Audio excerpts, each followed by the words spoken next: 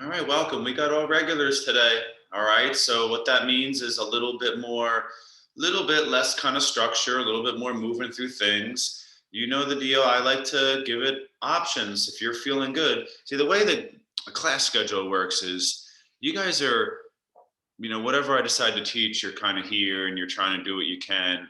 The way I do it is I wake up, I see how I feel, and that's how I base my exercise. Now, yesterday was a strong day. I did a lot of strong stuff because I was feeling pretty good. And you guys show up and it's what I'm teaching. You're at my whim here, so uh, it's different. I always trying to recommend making it as intuitive as possible and base the practice off what your body's telling you. If you're aching, really sore, and hurting low on energy, didn't sleep well, your exercise might be a lot different than if you're feeling very good, right? Um, on days where I'm tired, fatigued, didn't sleep well, I would stretch more, lighter, maybe more like light cardio, moving exercise. And on days where I feel really good, I do resistance and force and even weight challenge. So, base the practice off your feeling. Can't say that enough. Do what you need to do. All right. Let's start standing, guys. I call this class Yoga Core and Mobility because I really want to drive home. I want to have a class where we're keep learning about what mobility means. And it's basically defined as maintaining strength in movement through ranges of motion. Okay, so it's a kind of a combination of movement, flexibility, and strength. So we're going to start with that today. We're going to bring it back to the fundamentals. I like to build off the fundamentals, but the fundamentals are fun and great anyway. So let's just start with posture. If we're really talking fundamentals of our musculoskeletal fascial body, we want to start with posture, and that's our Yoga Tadasana. So I like to establish our feet intentionally about hip-width distance. You could do feet together sometimes, kind of squeezing your butt and inner thighs a little bit more.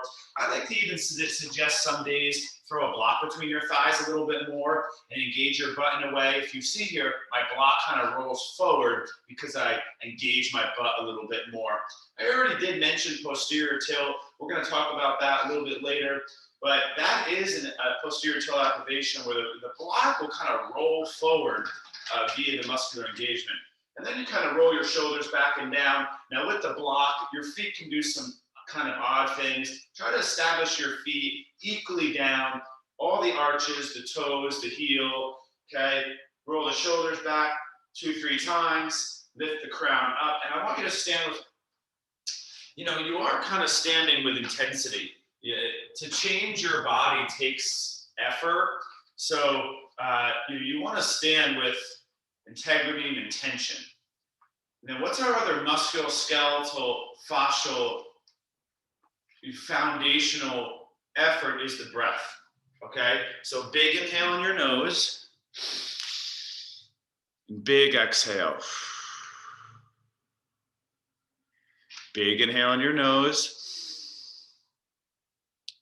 Big exhale. Now just close your eyes. This is called isolated breathing. So you're optimizing your posture and bringing your intention now is your breath.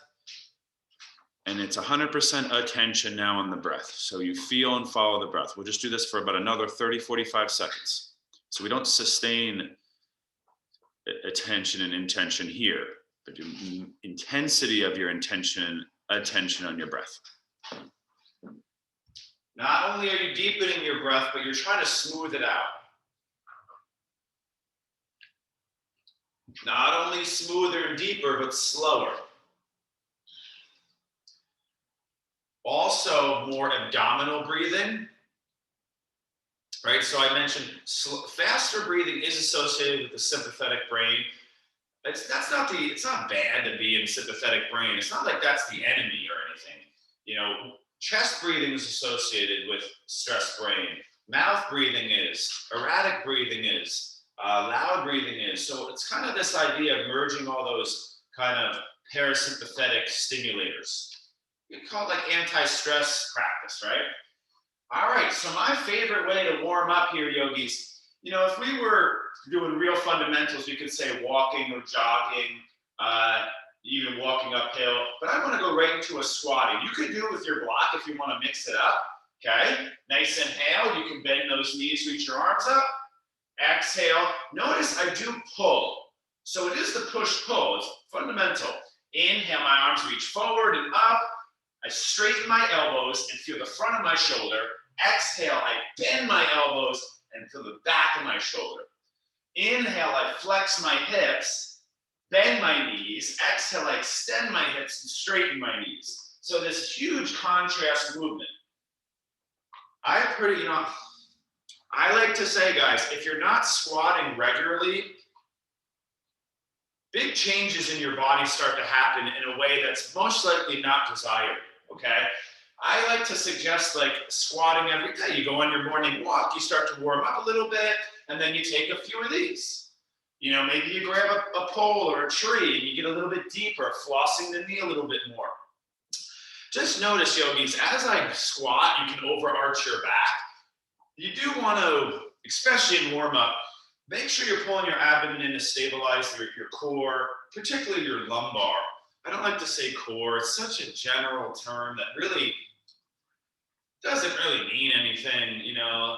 That's just like saying your leg, or I want to refine our awareness more. And the real goal there is to kind of stabilize when we arch or over round, especially in like tension and weight, as we're entering range of motion and movement. Your body has this thing where it likes to strain the lumbar spine, these lower joints of the spine there. So we always kind of remember when we over round or arch to kind of pull that abdomen in a sense, or if you're over rounding, it's the opposite. It's kind of push the abdomen a little bit forward. It's cat-cow in a nutshell. So squatting is the fundamental mobility drill. Now let's stand up here. A little bit more free movement now. I'm going to go right into the lateral plane. Now, in a lot of fitness classes, the lateral plane wouldn't be brought in yet, but this is easy, okay? This is called lateral tilt. So our first squat had our anterior and posterior, okay? So now we come into what's called the lateral tilting of your pelvis. What's really nice, this simple exercise is you go lateral flexion of some spinal joints. You go abduction, adduction. So in essence, both legs are kind of going like this as well. I love this movement. It's so simple. And then when you get into it, you kind of bend your knees and you start to draw circles, okay, with your pelvis. Now, someone who's coming off maybe like spinal surgery, or you have current, acute spinal injuries, bulging disc, herniations, even like stenosis, or even simple things you want to think care to your body, all right? So, it might just be easy, like something like this. A lot of the new modern rehab science, it's crazy. You get like compound spiral fractures in your femur, your biggest bone. The new science says you bear weight on it that day. I mean, that is pretty crazy to bear weight on a shattered bone the day you break it, because it starts that kind of rebuilding process, the signaling, okay? Make sure you go both directions. The goal is to kind of move your body, yogis, in a very kind of complex, full way. And it can really look like anything at that point. Let's keep going, guys. So what's next? We did some kind of big movements to kind of lubricate the whole body. It's called the lunge. The way I like to do it in yoga is the extension step back instead of the step forward, so we're in our back line. Big inhale, reach your arms up. I am kind of stretching, as you can see, but what else do you see? You see my back arch? Exhale, I kind of stand up, I roll my shoulders back. You can kind of do this too now. I'm intertwining my fingers. Opposite footsteps back.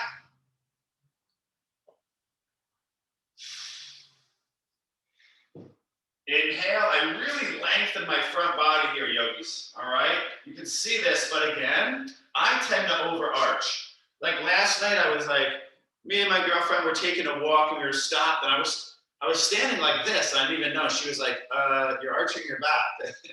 I tend to do that a lot, and it's something I have to be careful of, because over time, that can do not so pleasant things to my spine. I want you to try to notice your tendencies more so than make your body strong. because it's those things that are happening on an unconscious level all the time that are really determining, you know, your conditions and your situation. So if you're just joining, guys, we did some squats, we did some big complex movements, and as you can see, I'm starting to pick it up a little bit. You don't have to always go super slow. A lot of the yogis do very fast stuff, actually. So, you know, if you're always moving slow, that can be another type of kind of tendency of your body. Let's keep going here, guys. Let's widen our feet. I want you to think Qigong. Now, it's all full body stuff, right? So I'm going to pivot to the left, push and pull. Bend the knees a little bit more. Come back to center, maybe squat, kind of open. I want you to think flexibility, strength, and movement.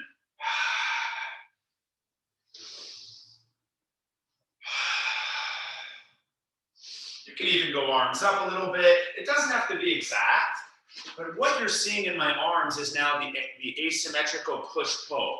You know, it's kind of like you see a trainer, they have someone do a push-up and then they'll row, right? Push-up, row.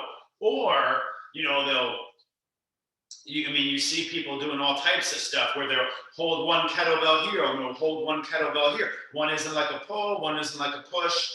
It's kind of a thing that is emerging in fitness, this idea of working your arms, not always symmetrically, not pushing together, not pulling together. Because a lot of times, things in life happen where you're doing two different asymmetrical actions.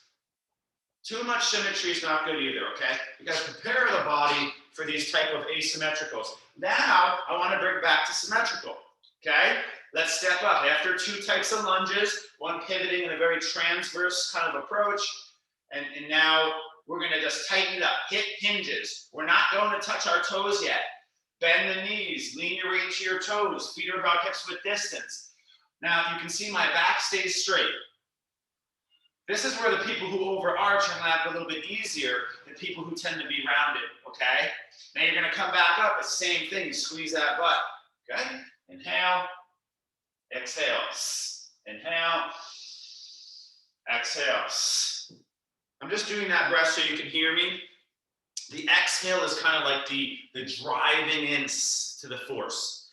The inhale down is the tension, and that inhale is filling the kind of the inner cavity with the breath. It's kind of creating some more support as you're leaning over. So remember, guys, this is a hamstring stretch, okay? And what I want you to remember is I don't want to say a lot of people stretch their hamstrings wrong, but they do. This will not stretch your hamstrings, rounding your spine. To stretch our hamstrings, this is posterior tilt and rounded spine. What we want to actually see, our hamstrings attached to, let's just say, our sit bones, to keep it simple. And what we got to do is, with our pelvic tilt, bring the pubic bone and the tail sit bones back and up. That's how you're going to create a hamstring stretch. If we round the spine, it stays in the posterior spine, and if it's in posterior tilt, you're not really going to get much hamstring stretch no matter how straight your legs are. So people are always confused. They're like, I want to stretch my hamstrings, but I think I got to straighten my legs, right? And I'm like, no, this is a really big hamstring stretch. My hamstrings are very flexible. So this is called a hip hinge. It is fundamental, yogis. Please remember it and do it very regularly. On your morning walk, you've done some squats, you've done some lunges, and then maybe you do a couple of what I call the hip hinge. There's a lot of names for this, but just make sure you're weighting to your toes. And one last note, I don't want my butt going too far back. I do want the butt coming more forward, more so than not. Stand up, please. Mobility drill. Feet together now. Arms up. Today, a little different. I want you to squeeze your palms together very tight and try to keep your palms together and release your index. That's Kali Mudra. Arms up, legs together, big inhale. You slowly exhale to the side. Now, remember, there is many variations here, and we've done a lot of them. I'm just going to go nice and simple, kind of feeling out our side body. Some days I would hold. Some days I might, if I'm really tight, I might just do it like this, not thinking depth, thinking kind of reaching up more. This creates more weight. So more tension strength on the lengthening side. I keep saying this word tension strength. Think about as your muscles are what's called lengthening, right? There is this kind of weight on the lengthening muscle side. So like think of a rope, tension strength is that the rope's being pulled apart. How strong is it before it snaps was usually considered like tension or strength. In a sense, we're putting weight on the left and the right is in a lengthened tension, okay? And the idea is to get into tension and then contract back, okay?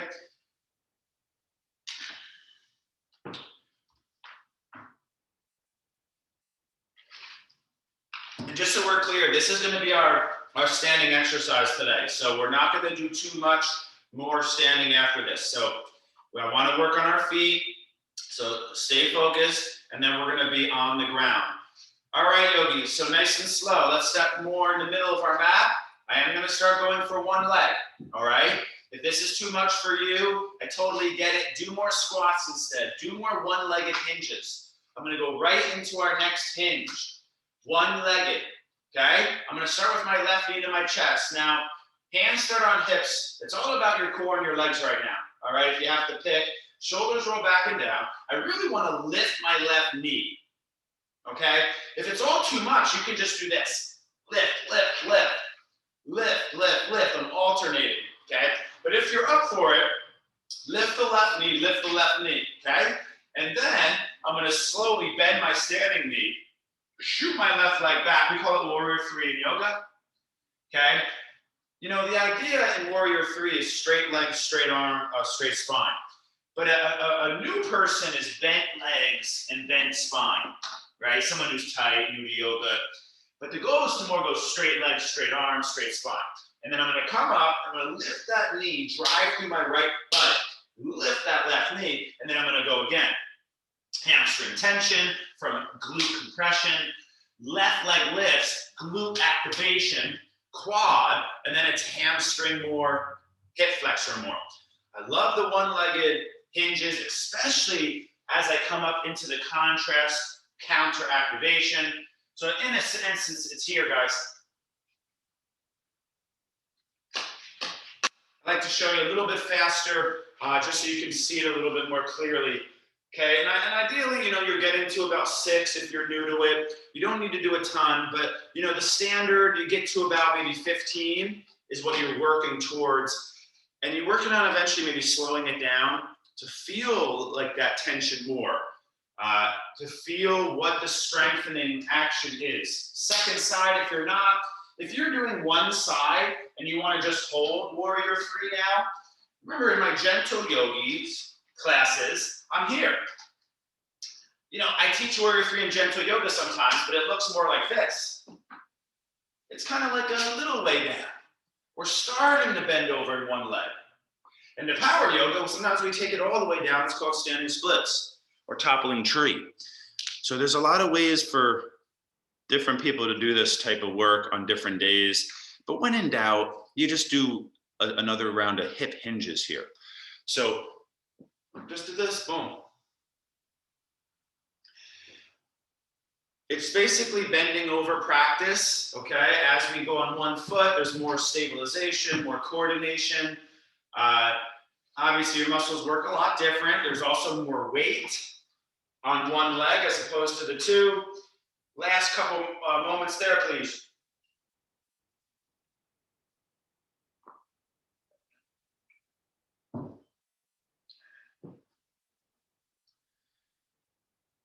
Hip hinges is one of my, if I had to pick like 10 exercises, it'd probably be on the list. And you know, some days you're feeling really good. You take a 2 gallons of water, that's 16 pounds, just right from your house, and you go like this with it. It's called the Romanian deadlift. It's one of the, you know, power lifts, the Olympic lift fundamentals. Really good stuff. All right, let's stand up. Let's do one loosening twist here.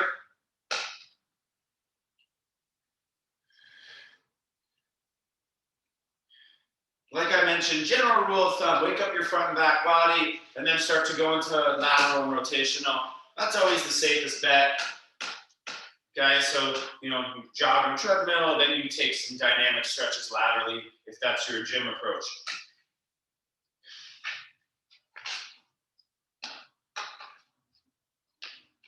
All right, having a little brain fart here. I forgot what's next. I do remember what's kind of after that, but we're going back into lateral, okay? Oh, I remember. So single leg here. Now, this is subtle, left knee lifts. I'm right here, guys, from the side. This is a very lateral movement, it's very coronal. So I want to let my legs get kind of almost lazy. My hips flop to the right. I drive to the left. It looks like this. Look at my head, really doesn't move. Again, I do that noise so you can hear the breath. I'm exhaling to the left. That's like that martial art breath, right? Now look from the side. You can't really see it. You can see how lateral. If you were to, watch me from the side, you'd be like, what is he doing? I can't really see it. That shows you that it's very lateral in nature. You should feel you're going to feel your left hip flexor for sure, but the right hip. Now, a lot of times in the olden days, the gentle chair yoga, you kind of have to do it like this. You see how it's the same position, just assisted? And that's going to strengthen that outer hip. What is that doing again? It's revisiting this.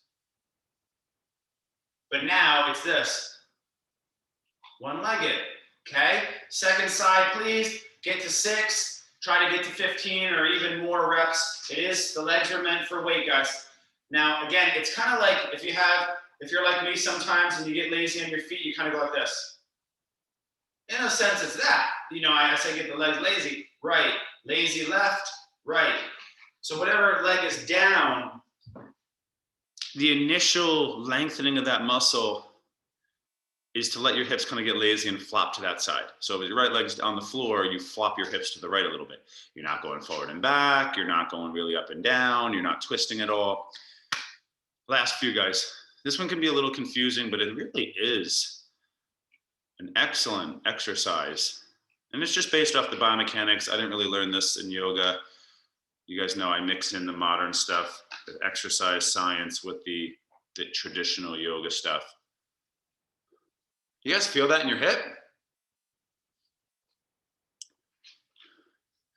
Yeah, Brian, just let that hip go a little bit more right, We're trying to allow the body to move too, It's not easy. You can see how much kind of my hip flops out. You gotta play with it. It's a learning process, right? So there's our second round of balance where we're a little bit more static on that foot, okay? Let's come forward. We gotta keep going here because I'm realizing class is almost halfway over. I wanted to do a couple more standing, but I think that's good. I'm gonna let you choose a quick yoga squat or a quick touch of your toes. If you want a big shoulder stretch, we are about to bear weight on our arms, kind of plank work, okay? You could go here, stretching. What do you need? You can't do every stretch every day. You could go here. You could go here. They're all forward bends, okay? Kind of neutralizers in a sense. Take 3 to 4 more breaths in your forward bend at the front of your mat. Yogis, I exercise all the time strong. I never reach and touch my toes. I know that yogis are obsessed with that position, but be careful. It's just one exercise all exercises can be just as important as that one in a sense. So let's step back to our down dog for a few more moments. So in a sense, the second forward bend, but a little bit more kind of stretching out your calves, your toes, and you're starting to get into your underarms. So it's that first big weight bearing on your arms. So your underarms are lengthening, but you are pressing your palms down. So that is, in a sense, a tension in your lat because it's in a lengthened position. Shake your head a little yes and no. I like to encourage a lot of awareness on the neck. And if you can try to let your head hang heavy, the head now becomes almost like a lightweight, kind of elongating, pulling throughout the spinal column. Move your hips a little side to side, a little exploratory movement after our standing sequence.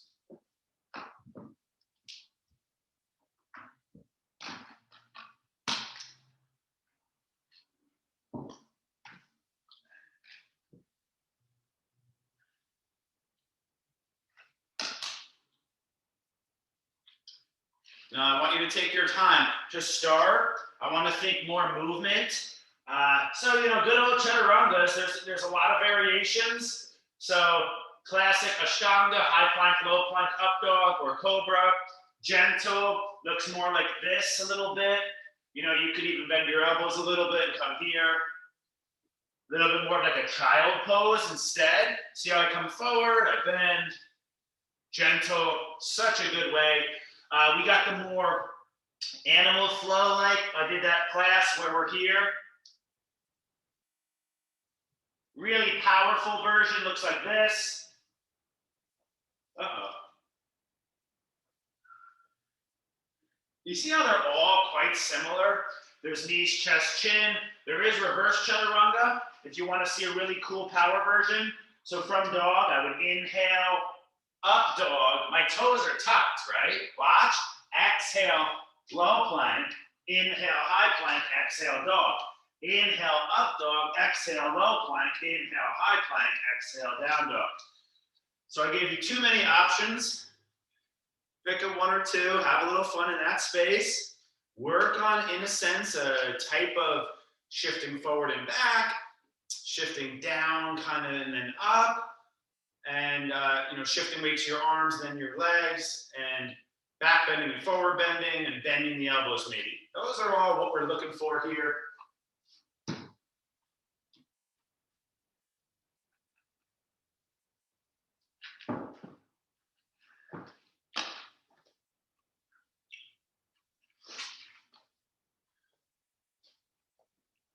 Some of you guys really like the Hatha Asana class. I get a lot of good feedback from that kind of holding postures.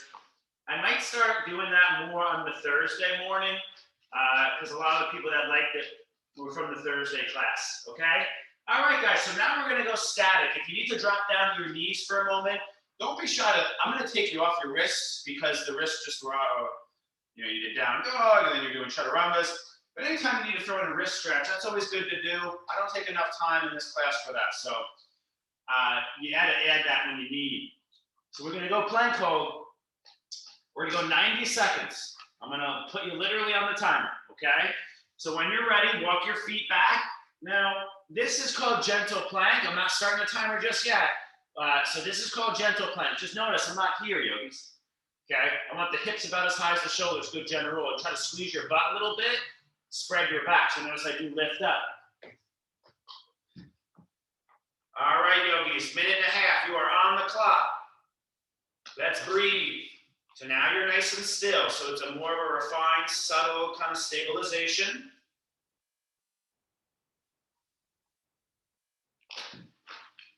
Close your eyes if you can. If you're feeling excellent, hovering a foot, making it more unstable, making it more asymmetrical, maybe even throwing an arm forward, opposite arm. If you turn your right forearm in, your right foot hover, you get your left arm forward.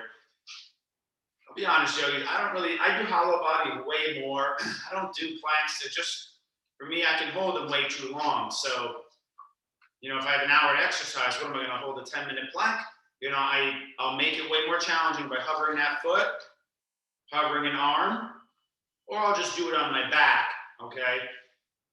So in here, your body's trying to drop down. Don't let it. Kind of lift up a little bit if you have to, whether it's your back or your hips. Don't let the hips get lower than the shoulders into that kind of arching position I keep talking about.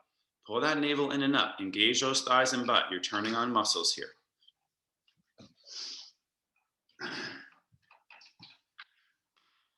Big inhale. And there you go. That is already a minute and a half. So lower down. Take a little moment here to windshield wipe.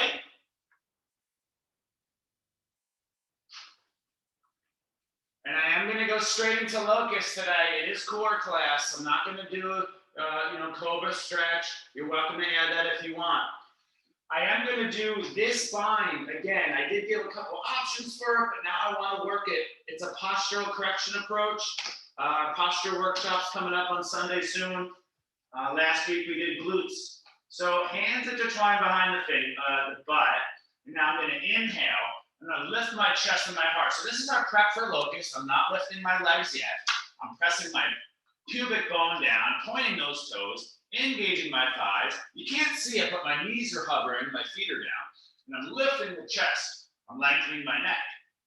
I want you to really feel a lot of strength and activation through your lower, middle, upper back. Okay? Now big inhale. Take a little lower down. If you need to windshield wait, we will do another round here, and then we're going to do the locust. So we're going to, in a sense, add the legs. Different arms too, okay? So listen, next round, arms go behind you. Take more rest if you need. Intertwine your opposite pinky and back. So you kind of switch your grip. And then I want you to start by kind of rolling your shoulders back, straighten your arms, and then you start to lift your chest. Don't overstrain the back of your neck, guys. Lengthen your neck a little bit. Now again, what people lack here is activation in the legs. So point your toes, press your feet down, engage your thighs, your knees might start to hover. Press your pubic bone down, pull your belly and lengthen through your side bodies. Got a few more breaths. If I had to pick like 10 postural correction exercises, this is probably on the list. You know, am I going to do exactly facing downward? Maybe. You know, I have to really, I'm still working on that workshop. This one takes time. But this might be in that list, so it's really good. Now lower down slowly, please. So I do want you to focus more on now lifting your legs. So a couple approaches here, guys, is to, you know, bring your arms wide, lift your chest, so you have a little support, and then lift the legs. So that's really my main objective.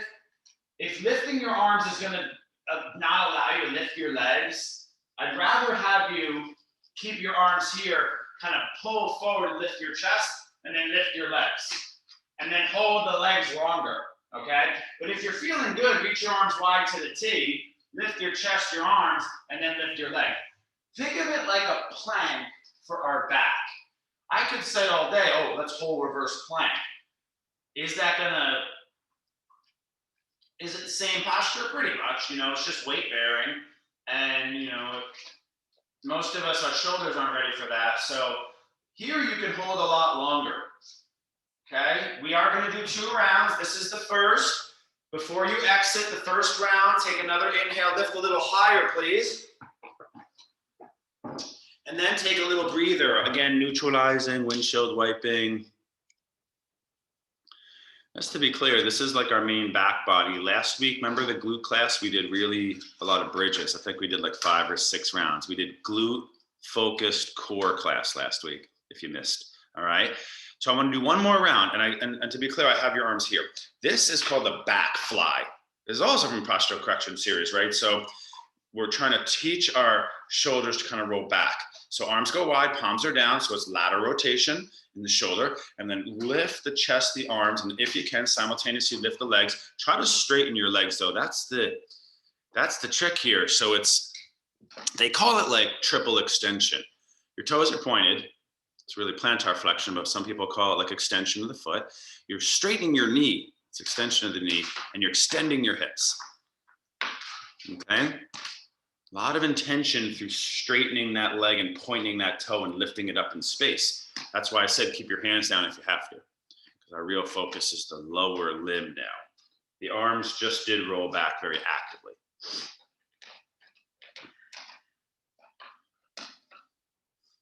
If I'm looking at back body, we call it back bends in yoga. This might be my favorite, yogis, you know, for a vast group. Bridge is more rehabilitative, and it is a little bit more glutes on the average person. This might be the one, you know, it might be. All right, let's lower down, guys. Really good job. Now that's 4 active back bends in a row. So it might be a good idea to kind of press back, take a moment here.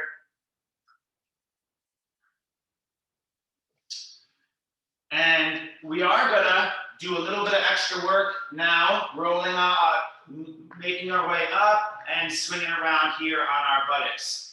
So the first thing I want to do now, so we did plank and then we did really strong extension, so activating in the back bend. Now I want to go into the back bend passive and now flex. So think of it like a counter. This is a challenging way of training the body, just to be clear. Now, I want to demonstrate what's about to happen clearly. We've done this before.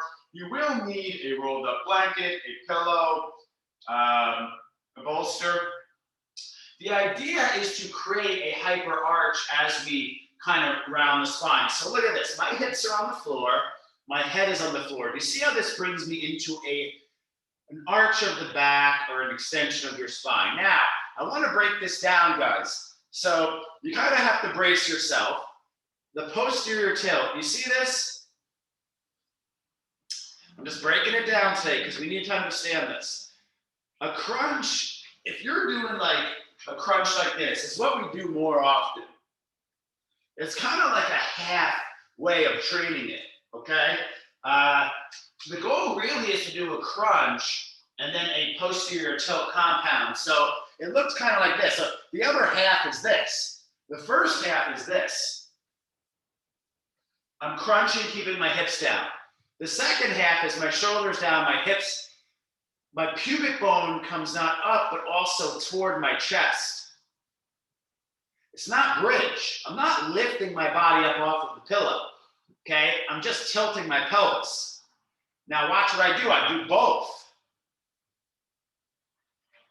What it is cat-cow. This is my cow. Cat. You see the pelvic tilt? My butt lifts, and I press my middle lower back down to lift my upper spine and my pelvis. Does everyone see that? And remember, yogis, the idea of what's called like a negative, or more technically like an eccentric. So I compress, I contract concentrically, and then I let that tension of the weight lengthen. I don't go all the way down, about 90%, keep tension, compress, tension, compress. Last few. So in a sense, yogis, I'm going like this, look.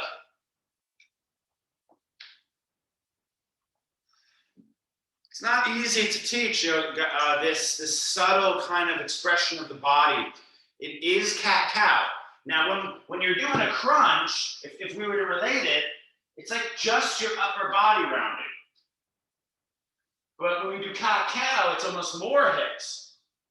So now we're doing that and using weight to crunch. Last few. Try to get into it. Close your eyes and try to really feel what I'm trying to get you to do here. If you have to break it down again, it's just pelvic tilt. Shoulders stay down. It's like a micro bridge. If you want to break the other half down, it's just a crunch. So my hips stay down. I tap my shoulders. Got to keep my abs engaged.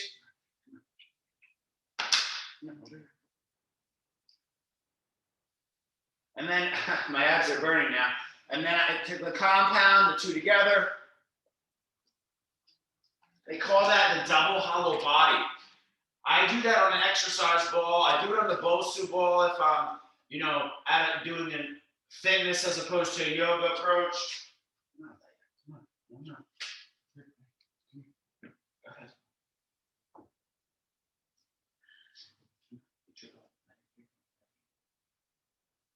All right, guys, take a little breather. Now we are going to do that one more time, but adding a twist, okay? So we're going for it today. This is a little bit bigger approach to your abs. Now, if you wanted a little bit kind of more rehab approach, it's just this. It's isolated. So it's right elbow across to your left knee. Compress, right shoulder toward left hip. Keep the tension. Basic, okay? If you want to go more, you're going to do it with your bolster. Okay, so you're here. Now, there are many ways to do this. I wouldn't really suggest threading the needle like that. I would suggest left knee, right elbow. It does come a little bit. Now, the tricky part is getting your posterior tilt to happen. So I lift my pelvis, crunch and twist. Just to be clear, this isn't really beginner, okay? Okay, so you're here.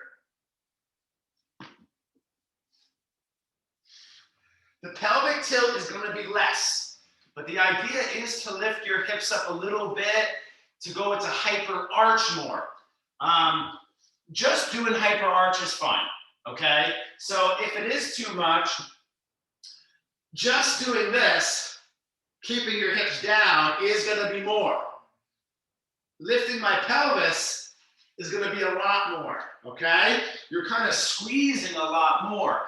It's kind of like when you're on your back in yoga, and the yoga teacher will say, not just this, but curl into a little ball. You see the double crunch? So I would like you to do your second side. Basics is just this. Second is that with the bolster pillow underneath your back arch. And I know I'm still rambling on. Some of you are probably done already.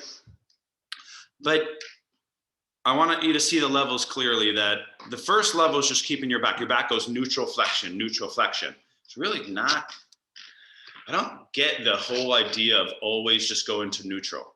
Our body does not ever work like that. I mean, it actually does. I mean, you bend over forward and then you stand up tall. You bend over forward, you stand up tall. But what is that? You're always in forward bend space. We need to develop our body's ability to shorten the back line. Those are the postural muscles that help you stand up tall. You know, those are the muscles that are gonna keep you out of all this. It's this.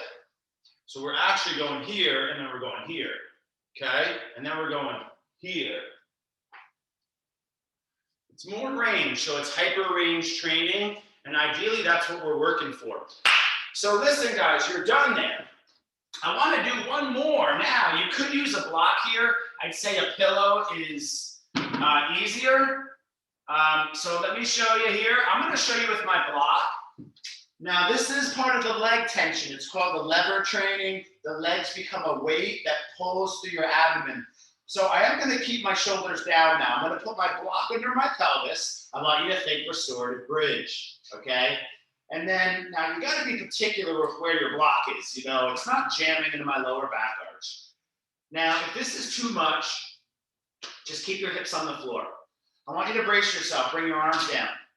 And nice and slow, you got to really pull your belly in here, guys, because this is going to want to arch your back. It's just like if your legs were on the floor, you want to pull the arch of your back off the floor. So my legs are going to go forward here. My shoulders stay down. If it's easy, you go a little bit lower. Be clear, this is not easy stuff. You're going to pause down in that space. And then you're going to come back up. Woo! You could do it like this too, guys. I forgot to say that, okay? This is basics.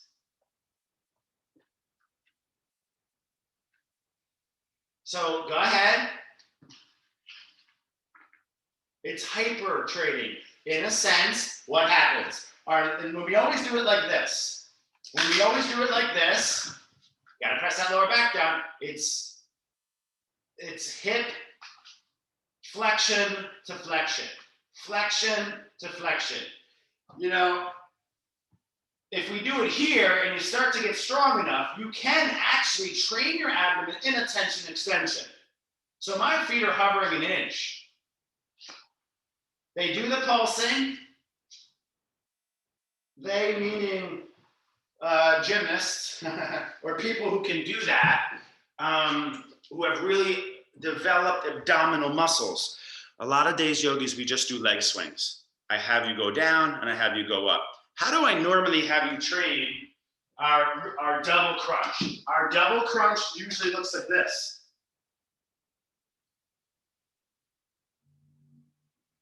So that's always the way I pop your pelvis in spinal flexion. It's already stabilizing your spine better. I don't like this one as much because your back will arch more and you're not stabilizing as well. All right? Now, I'm not really counting it out. I'm doing just more explaining, showing you an exercise, letting you have a go. Take a moment, get your block out of there, windshield leg.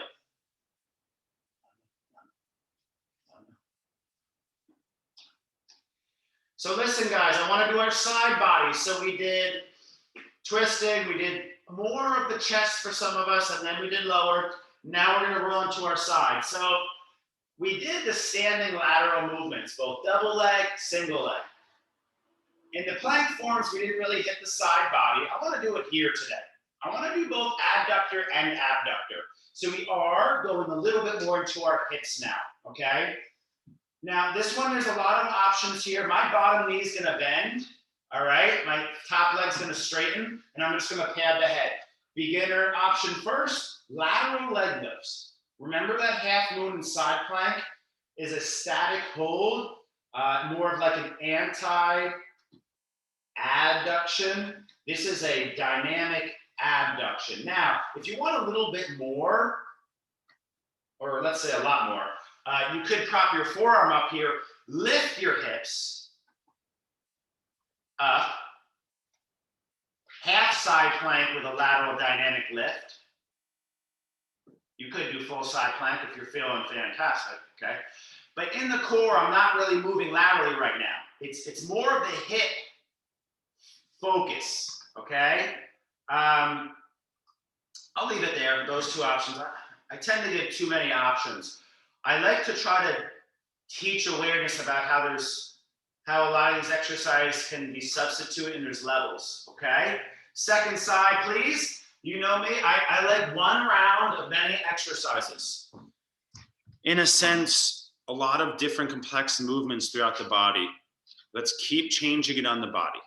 Let's not just sit and do 5 rounds. Yeah, we should do that more often probably. I pick a few exercises, we do 5 rounds. That if I have you only once a week, you know, I wanna be more well-rounded than that. So you're on your second side. Now what I wanna see, you know, people tend to stay in flexion. So they're like this, they're on the Stairmaster like this. And then they get on the row, they're like this. And then they get into their deadlift and they're like this. And then they jog and they're like this. We need to be more here, guys. Standing up straight. I want you to think postural awareness, whether you're laying on your chest, your back, your side, your plank, whether, you know, when you're doing your Stairmaster. I work at, 3 gym locations and I see people on those machines all the time. Oh, great, you're doing some cardiovascular work, but you're like this on the Stairmaster, which is like my favorite cardio machine, by the way.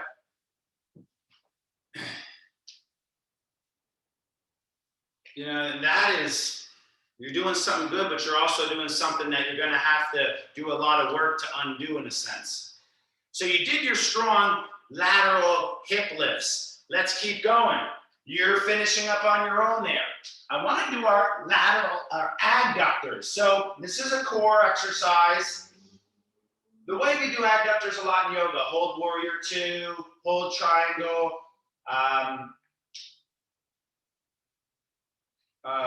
sorry, I'm forgetting a couple here now. But listen, guys, this is the tricky one. Left foot has to go in front. I'm laying on my right side. I got to flex my right foot, okay? I'm going to lift my left leg. Lower it down, lift. If you want to do weight bearing, it's fall and triangle. Lift. Lift. So it's my bottom leg, straight and flex, lift. I mentioned this is weight bearing. See this? It's inner thigh. And if you want to do a dynamic, it's like that, trying to press through the sole of the adductor leg. So if you wanted to add weight, that's fine, but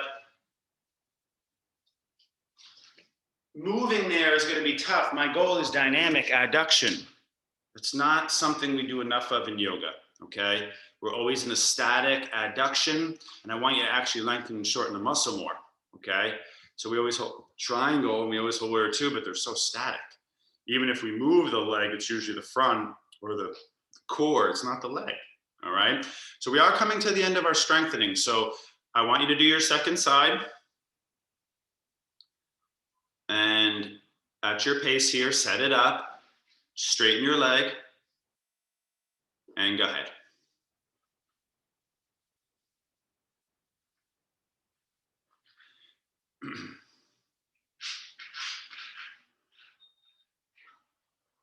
Yeah, so Stephen, you look like you're still doing abduction, like outer hip. We're targeting inner thigh. So here's the difference. If I'm in side plank, my outer body is taking the strength. See that? It's this that has to resist this. It's this. If I do this, my bottom leg in front, my top leg is now the weight bearer. This is double adduction, by the way. I love this one. It's not easy, but it's the inner top leg now that has to do the work. Here we did, it's funny, it's actually like very similar to this, except this is AB, where this is AD, abduction versus adduction. Okay? I tend to say abduction because I say abduction, and it's very easy to kind of not hear that well, which one I'm trying to say. Inner thigh strengthener is what we're targeting. Groin, if you want to call it that. Not strengthen enough yogis. You put some strength where you're not strong, that's where you're going to get the most change. All right? All right, guys, let's get out of there. So if you wanted to do one last little, I'm going to basically end it here for strength. But if you wanted to do one last one, what are we lacking? Lateral tilt of your core. I mean, we're pretty well-rounded there today as far as actions. Yeah, we could spend all day in the intricacies of the core, but if you wanted one last one, you can lift your chest, tap your left heel, right heel in a crunch. So, you're kind of like in a crunch and you're going like this. In a sense, we're doing this. But now in a more crunch tension spot. That would be the last exercise. If you wanted to do one more abs, I know a lot of you come to this class to do a lot of ab work, and some days I don't do enough. Last week we did all glutes. We did 2 ab isolated exercises. So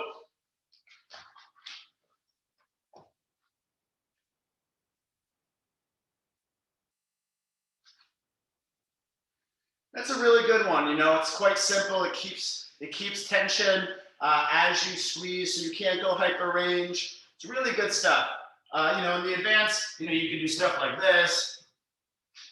Where you're doing a side plank, hips down, really a lot of length, compress, right? There's way more. You take a weight, same thing. But I do want to get you stretching, guys. I think it's time, okay? I'm going to do a reclining stretch sequence. If you want to grab a strap, I wanted to do frontline tensions today. They got away from me. And what I was going to do for that is think of it like a moving plank, right? We're going to do this one.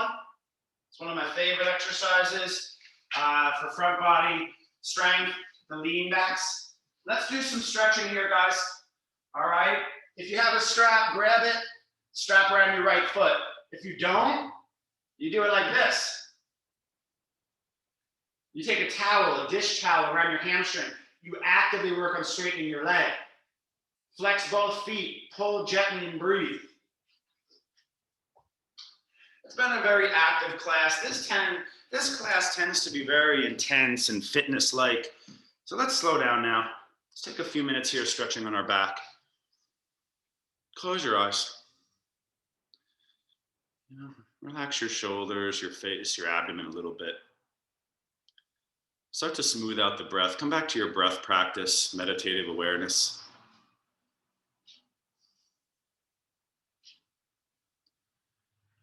The traditional variation here, eventually, you start by grabbing your hamstring. You work on straightening your leg. Then you can grab your calf more, your ankle, and eventually you can grab like your big toe. And the final bind is your hands intertwine around your heel. But you don't have to get there. I just want to kind of show you the progression. So you got your strap up. Now the second part, guys, it represents pigeon. Now, if you have your strap, it's called straight leg pigeon. Your left hand, you don't want to let your right hip lift. You just want to bring your right foot to the left about 6-12 inches. You're going to feel a similar sensation stretch. I'm not going here yet. It's not a big spinal twist stretch yet. That's fourth part. There's the second part. I'm here. You're going to feel this odd sensation like you're going to feel an revolved triangle. Now, if you don't have a strap, you can go reclining pigeon where I was here. Now look, I bend the knee. I try to grab that shin. I pull it over to the side. Straight leg pigeon isn't taught that much, but it is a pose, okay? This will encourage more rotational quality, bend. So I'm either here across. I can do it like this too. Left hand, right ankle. I don't want to let the hip lift. That's the key to getting this stretch. If you want, you're here instead. You could also do figure 4 if you feel like you want.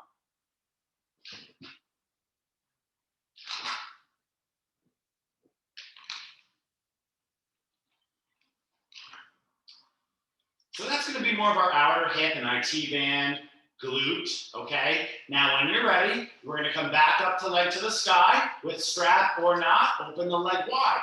Look how I do it easy, I'm here. I pull that leg up a little bit. A dish towel again can work right around the foot, or some of us might be able to grab the foot. Stretching my inner thigh now, rolling my left ribs and hip down, spreading those arms. Might be tough to see. I'm either like this on my back, or I'm kind of starting to go for the big one here. Okay?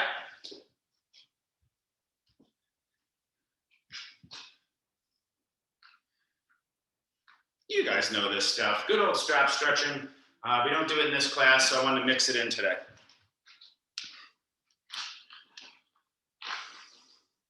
And then the final part, this is the third part, that kind of half moon triangle type pose, is where I bring that leg up and across the body. Biggest spinal twisted class, so that right leg's up, you take maybe a strap on your left hand, you bring that all the way over now, you kind of even, you let that right hip lift up and go over. But I try to roll my right ribs and shoulder down, all right? So that right leg's across to the left, you're reaching your right arm out to the right. Biggest stretch of class here would right hand reaches forward and grabs the left foot behind you. So it's like a bow. It's called double bound. It is one of the biggest stretches you can pretty much do in yoga. So your left hand has a strap on your right foot over to the left, but your right hand is reaching kind of down your back and grabbing that bottom foot.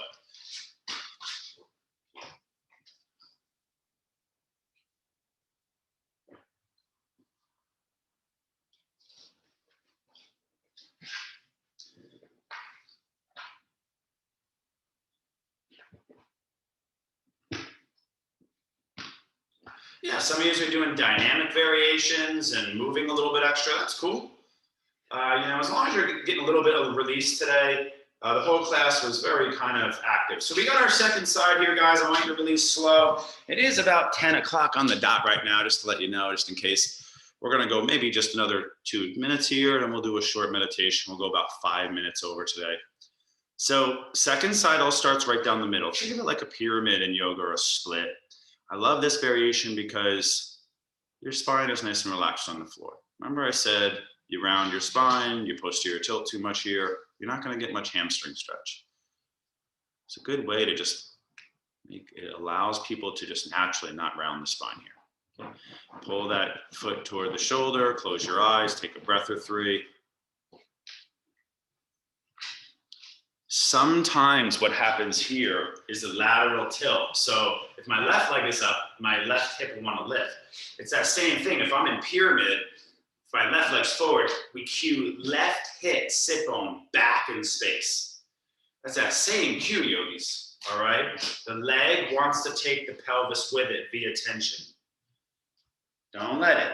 Get this stretch by doing the opposite. If my leg's in back of me in lunge, it wants to arch. Take my pelvis with it. Don't let it. You get the stretch by kind of working against that pull.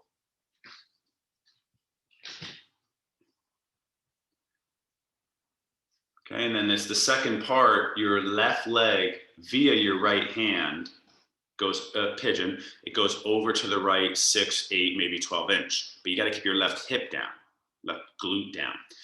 So you're pulling the outer leg foot away from outer left hip. It does not lift the hip. Same idea. It wants to take the hip with it. Don't let it.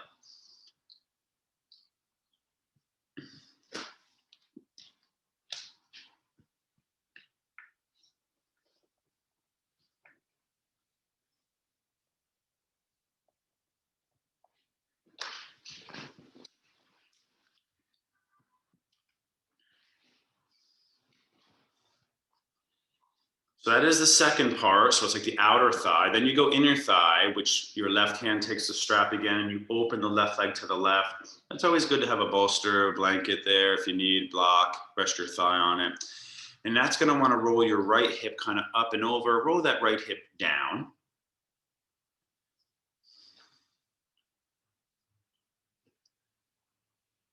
I've been trying to express the idea that if you round your spine posterior tilt, you don't get hamstring stretch. And that really comes into play because when you're forward bending to touch your toes, quote unquote hamstring stretch, your legs go in front of you in essence. So what does that want to do? Let's take pelvis and posterior tilt. So what do? We anterior tilt. It's that same thing in so many forms, all throughout body positions. If you can understand that, it changes every single yoga pose forever. And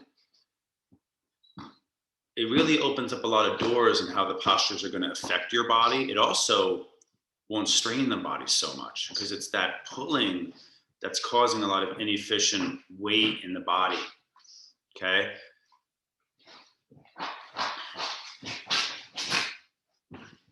Thanks, Dawn. Mm-hmm.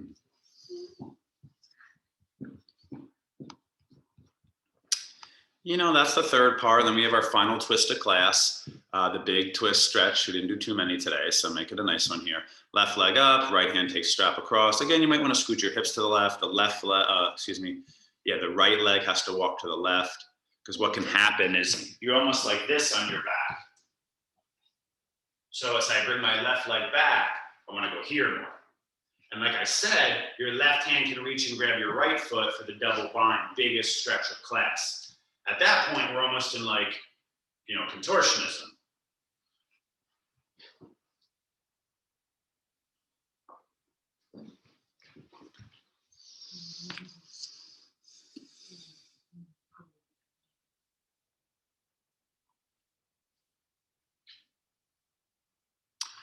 All right, yogis. So, you're on your own there. If you want to take any last postures, you're welcome to do that. Good to take your Shavasana, though, on your own if you're not going to, at the moment. Restorative bridge might be good or something like that if you need a little stretchy back bend. But otherwise, our 2-minute minimum here, just kind of closing your eyes. Don't take too long to get into it if you're going to do it with us. Sometimes it's good, you don't want such a big process to start to relax. You kind of work on just getting right into it. Relaxing after some stimulation. If you want to sit, that's fine. Just make sure you can relax and be comfortable. We'll do that yoga minimum, the 2-minute. In a sense, sometimes we train to relax. We get to a relaxed position quicker. We want to relax for 20 minutes, half hour, but sometimes you don't have that much time. You got to work on relaxing your body in that less time space. So get comfortable with less kind of drama. You just kind of get in there, take one last breath, and you melt into the floor, yogis. You're right in it. Final pose, please. Conscious relaxation.